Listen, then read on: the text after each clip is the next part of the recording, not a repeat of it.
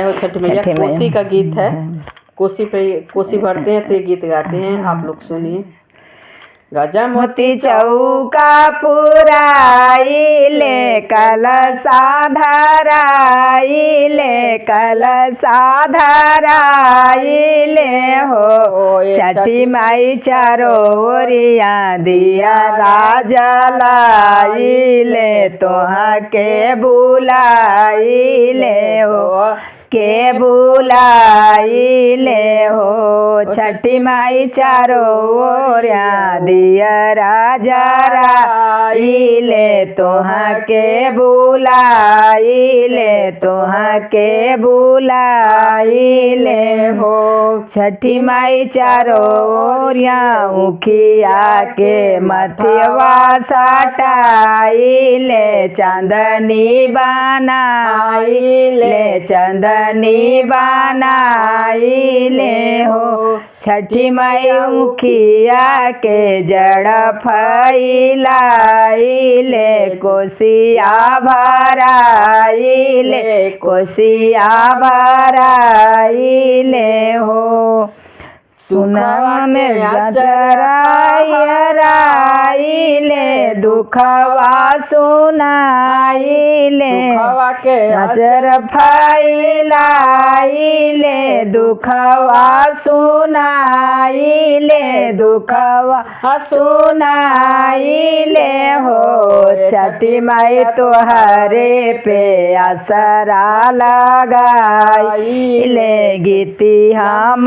गाइले गीती हम गाइले हो छठी माई तुहरे पे असरा लगाइले गीती हम गाइले गीती हम गाइले हो चरण में सिरवा झुकाइले मनवा रामाइले मनवा रामाइले हो छठी माई देहिया के सेवा में लगाइले जियरा जुड़ाइले जियरा जुड़ाइले हो सारी रत्ती जागी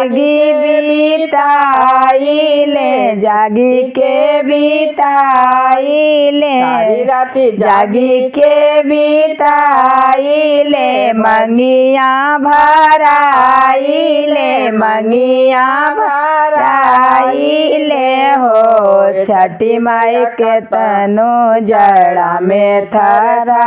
थराइले घर नाही जाइले घर नाही जाइले हो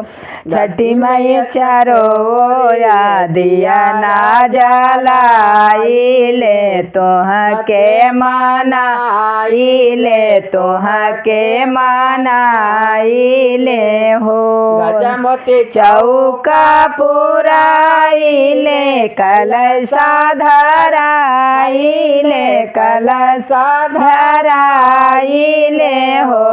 छठी माई चारो ओरिया दिया जलाइले तोहा के बुलाइले तोहा के बुलाइले हो चलो।